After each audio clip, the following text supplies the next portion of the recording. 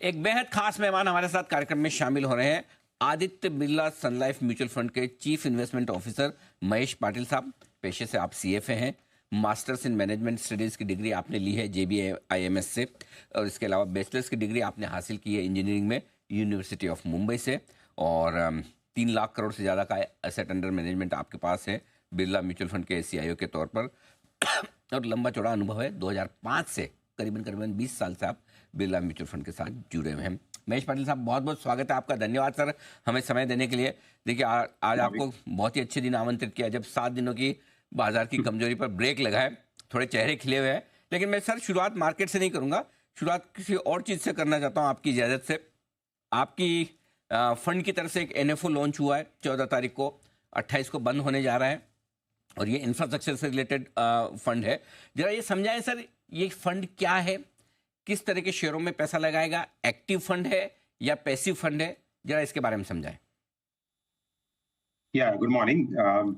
सो ये आपने सही बात की। हमने रिसेंटली एक फंड लॉन्च किया है, इंफ्रास्ट्रक्चर फंड है। ये एक पैसिव फंड है, इंडेक्स फंड है, जो कि इंफ्रास्ट्रक्चर रिलेटेड सेक्टर्स, जो कि engineering and construction, energy sector है, लॉजिस्टिक्स सेक्टर है, airports, ports, transmission and distribution, तो ये सभी सेक्टर्स में निवेश करेगा।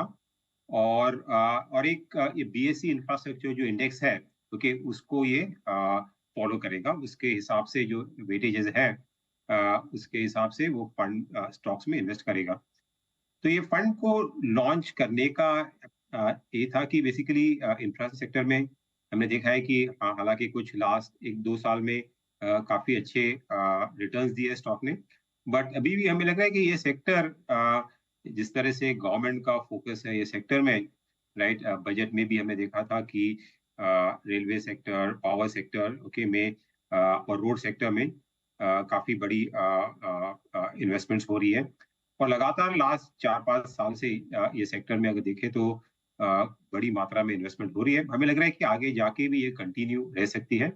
और कुछ सेक्टर जैसे पावर सेक्टर हुआ, जहाँ एनर्जी सेक्टर है, जहाँ पे इनफैक्ट गवर्नमेंट के जो टारगेट्स थे पहले, उसके काफी ऊपर एक्चुअली टारगेट रिवाइज हुए हैं। सो हमें आई मीन एक लग रहा है कि ये सेक्टर काफी टाइम तक यहाँ से और अच्छा आउटलुक अच्छा है। और वहाँ पे कंपनीज के जो है सेक्टर में उनके लिए जो आउटलुक है और जो बिजनेस अपॉर्चुनिटीज है, उसके लिए काफी बढ़िया समय रहेगा। तो इसलिए ये फंड हमने लॉन्च किया। हालांकि ये इंडेक्स फंड है, पैसिव फंड है, तो इन्वेस्टर्स को एक फिक्स सेट ऑफ कंपनीज रहेंगी, ओके, इंडेक्स के मुकाबले, जिसमें ये फंड इन्वेस्ट करेगा। बिल्कुल ठीक बात है। और ये शायद फंड लॉन्च करने के लिए इससे बढ़िया समय हो नहीं सकता था, क्योंकि जस्ट चुनाव खत्म होने वाले हैं और सरकार का काफ़ी कुछ पैसा जो कैपिटल एलोकेशन है, कैपिटल एक्सपेंडिचर के लिए जो एलोकेशन है, वो आने वाले 4-5 महीनों में निवेश किया जाएगा, और उससे बड़ा फायदा इंफ्रास्ट्रक्चर सेक्टर को होगा। और इस वक्त बिरला सन लाइफ ने ये आपके लिए फंड लॉन्च किया है। आइए बाजार के डायरेक्शन पर बात करें sir.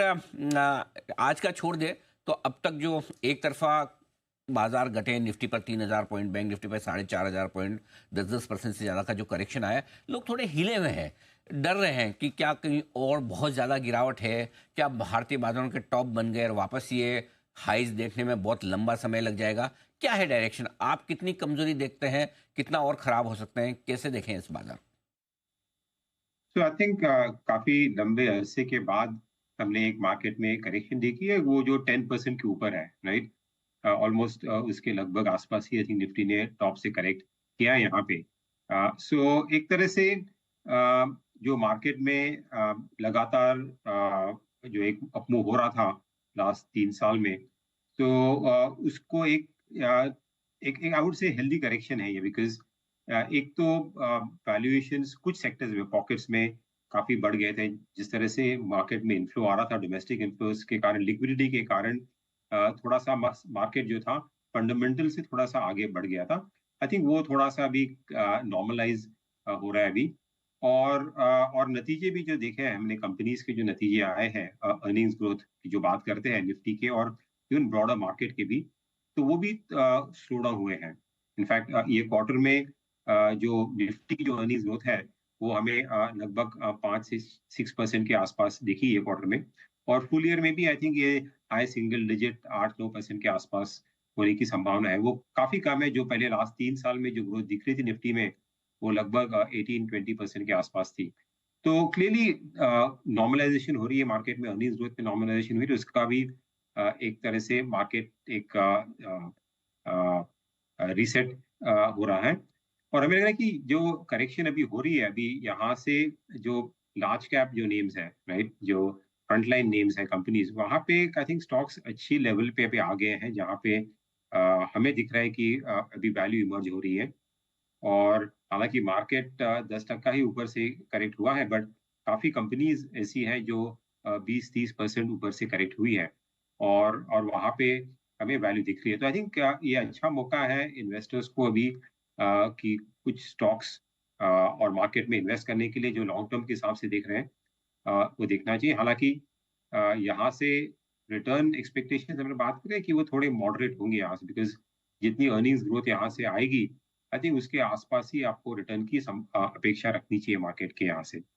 So I think mid cap small cap में अभी भी थोड़ी ज्यादा और वैल्यूएशन है, तो वहाँ पे थोड़ी और करेक्शन की संभावना और हो सकती है। तो इसीलिए वहाँ पे निवेश करने से पहले आपको थोड़ा सावधानी बरतनी चाहिए और थोड़ा स्प्रेड आउट करना चाहिए आपके इन्वेस्टमेंट्स।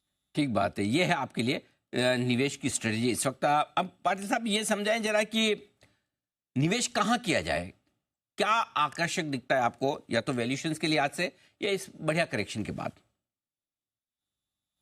सो आई थिंक ये मार्केट में एक तो जैसे मैंने बात की, स्टॉक्स, इंडिविजुअल स्टॉक्स काफी करेक्ट हुए हैं, कुछ कुछ stocks. So I think stock specific ज्यादा रहना बेहतर रहेगा इस मार्केट में, बिकॉज अभी देख रहे हैं कि मार्केट में कंपनीज जहाँ पे अर्निंग डिसअपॉइंटमेंट हो रही है, कुछ वहाँ पे बड़ी मात्रा में रिएक्शन हो रही है।